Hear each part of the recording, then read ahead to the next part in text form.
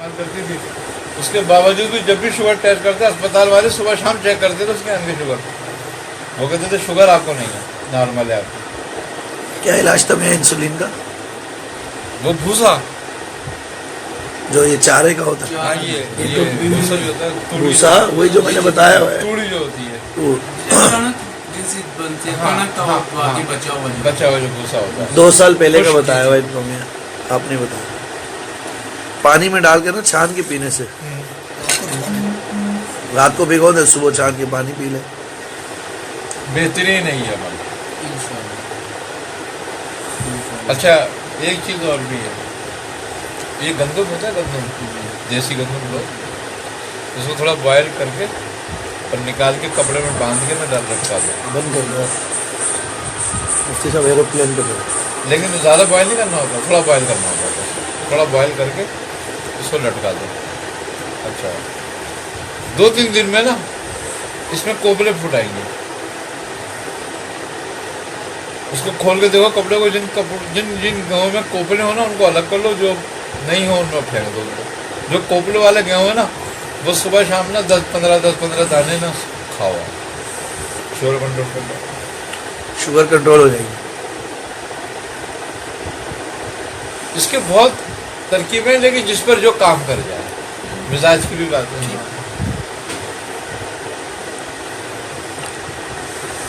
اور روحانی حل کیا ہے انسولین کا؟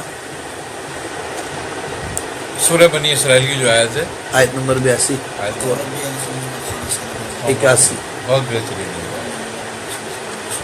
باجرے کا بھی استعمال کر سکتے ہیں، اس کو بھون کے شکر ڈال کے کھانے سے بھی کنٹرول ہوتی ہے۔ بہترین ہے وہ، باجرہ کیوں اپنے اندر جذب کر لیتا ہے نا گلوکوز۔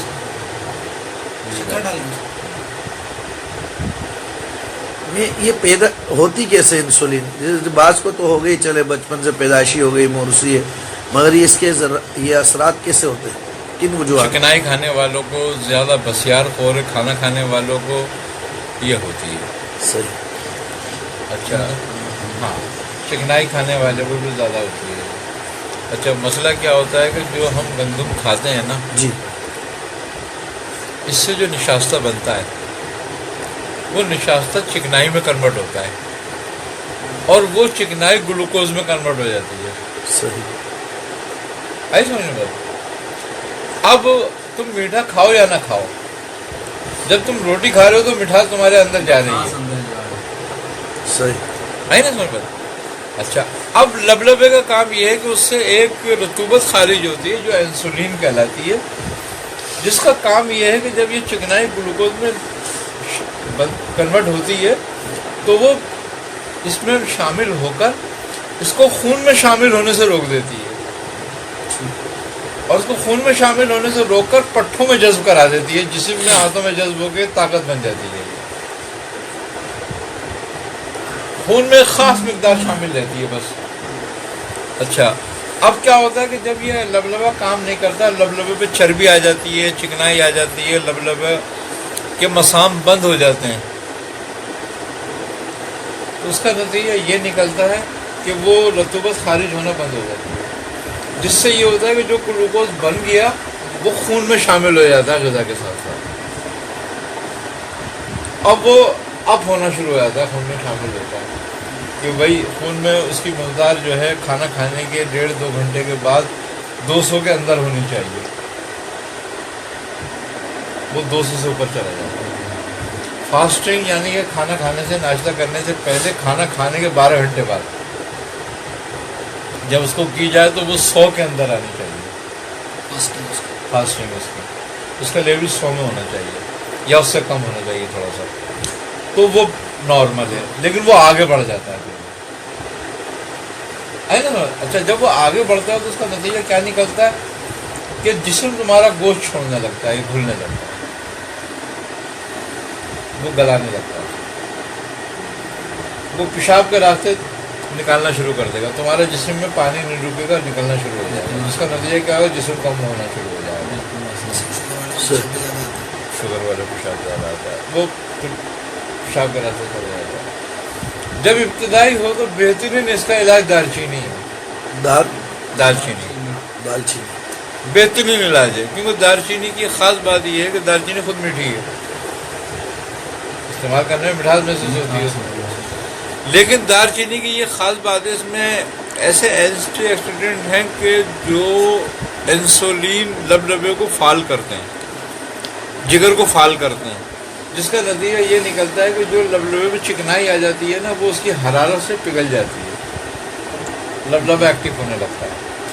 अच्छा, फिर इसकी ये ख़ास बात भी है कि दालचीनी जो है वो जो चिकनाई ग्लूकोज में कन्वर्ट होती है उसको खून में शामिल होने से रोकती है और पट्ठों को कुव्वत देती है, असाब को, जिसका नतीजा ये होता है जब असाब ताकतवर होते हैं तो उसको जज्ब करते हैं अपने अंदर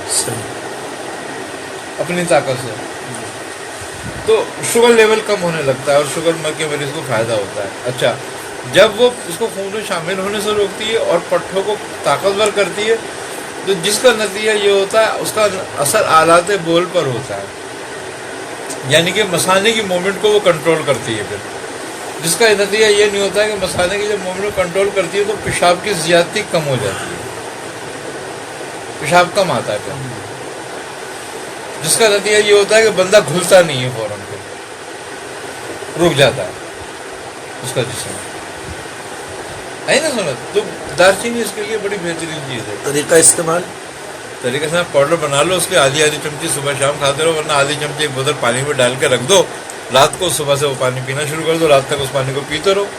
जिसको शुगर में इब्तदा हुई हो अभी, बेहतरीन है उसके लिए, और हर तरह की मुकव्वी है ये, यानी कि जो शुगर से जो कमजोरियां जिस्म में पैदा होती रहती हैं उसको भी दूर करेगी, उसको भी दफा कर देती है। सही।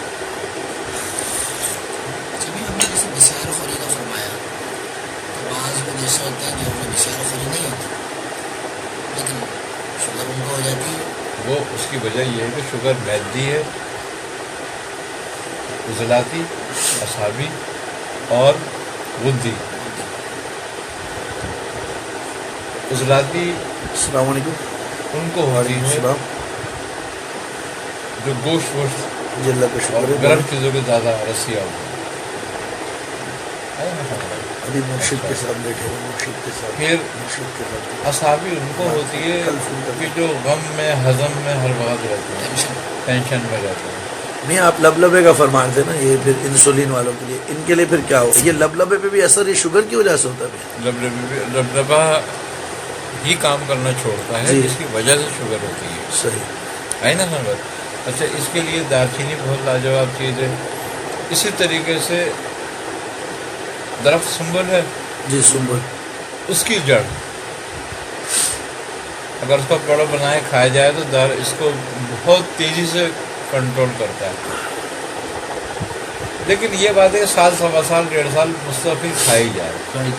इसी तरीके से तिरफला, आंवला, हलीला, बलीला, हलीला बलीला का छिलका लो और आंवला लो, गुठली अलग कर दो, इनको पाउडर बना के कूट छान के रख लो और आधी चमची सुबह शाम लेते रहो, आपके मैदे को भी फाल कर देगा, आपकी शुगर को भी कंट्रोल कर देगा। बहुत लाजवाब दवा है। आज आयुर्वेदिक कहती है कि 2 चीज़ें अगर इस्तेमाल करे बंदा तो शुगर, हर हाल में शुगर ख़त्म होती है। आज हिंदुस्तान में इस चीज़ को बड़ी तेज़ी से चलाया जा रहा है, इस्तेमाल करा जा रहा है। हिंदुस्तान में इस पर रिसर्च हो रही है। आंवले का रस और करेले का रस, तो साधुओं ने बनाया हुआ ना,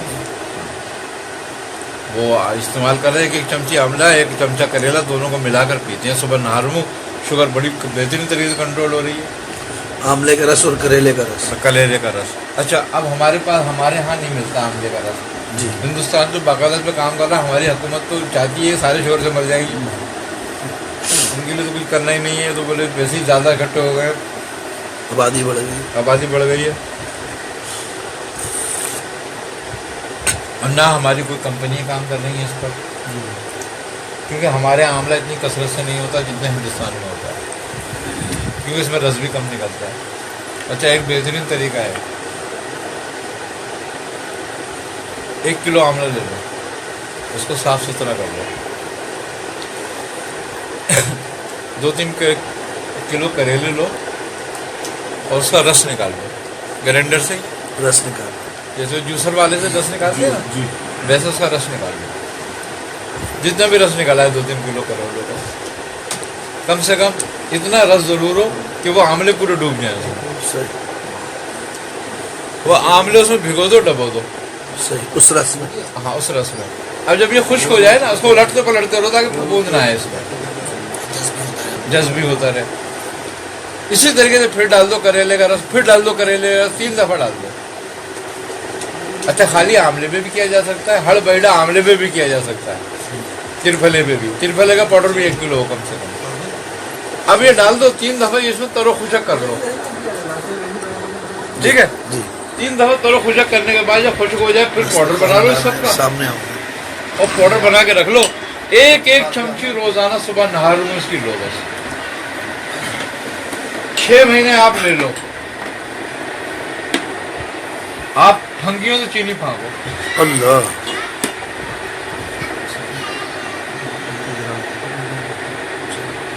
घर वाले हाँ, बस ठीक, बात पूरी हो जाती है।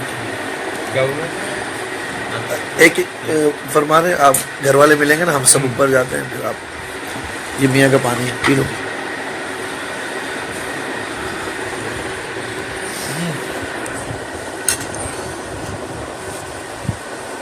तो ये जो है, ये इतनी लाजवाब दवा है, इतना लाजवाब नुस्खा है कि कभी फेल होते नहीं देखा किसी ने किसी। सुभान अल्लाह। किसी भी मिजाज वाले को खिलाओ। अच्छा, मिजाज भी कोई हो, हाँ, सब में चलेगा। उसके अलावा एक नुस्खा बड़ा मशहूर हुआ था, लेकिन वाकई काम का नुस्खा है, कड़वा जो कड़वा जी, इंदर जो सब बादाम और चने। ये भी सब मशहूर मैंने खाया बनाया हुआ है। हाँ, बहुत मशहूर नुस्खा है, जी जी। लेकिन किसी पे बहुत अच्छा काम करता है, किसी पे बहुत कम काम करता है, लेकिन काम जरूर काम करता इसने किया था मुझको। है। हाँ, और इसमें नीम के पत्ते अगर शामिल कर लिए जाए तो और लाजवाब नुस्खा हो जाता है। लेकिन ये जो मैंने त्रिफले का बताया, करेले का, अच्छा हुक्मा इसमें क्या करते हैं बात, ये वो क्या करते हैं कि इसमें कुछ तक कलई बेजा मरु वाला मिला लेते हैं थोड़ी मकदार में, तो वो और ज़्यादा, या फिर वो ये कहते हैं कि 1 चावल कुश्ता जब प्लेट 2 चम्मच खाओ उसमें डाल लो और ऊपर से खा लो और पानी पी लो। तो जितनी भी शुगर से कमजोरियां पैदा हो गई ना, जिस तरह की भी,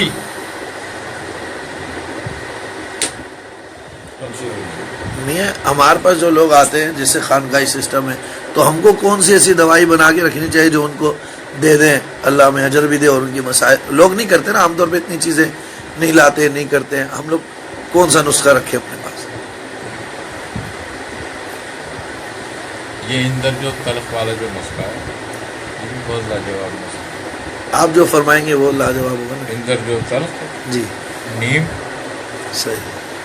गिरी बादाम और चने, ये बहुत अच्छा नुस्खा है, बहुत लोगों ने बनाया और बड़ा फ़ायदा लोगों को होता है उससे, बहुत फ़ायदा होता है। मज़ा नहीं आया मकदार है नहीं, अगर मिसाल के तौर पर हमने 100 ग्राम इंदर जो तल्ख लिया है, 100 ग्राम नीम के पत्ते लिए हैं, तो 200 ग्राम बादाम हो और 300 ग्राम चना, अच्छा, सही। और फिर उसको पीस लें, पीस के पाउडर बना के रख लो, खुराक? तो आधी आधी चमची सुबह शाम मरीज लेता रहे, अल्लाह खैर कर लो। कितने महीने रेगुलर करें? कम से कम 6 महीने तो 6 करना महीने। चाहिए। कोई साइड इफेक्ट तो नहीं होगा ना? यही खूबी है बादाम जो है, जी। इसका बादाम जो है वो इनकी तलखाट को दूर करता है, कड़वाहट को दूर सुबह करता है।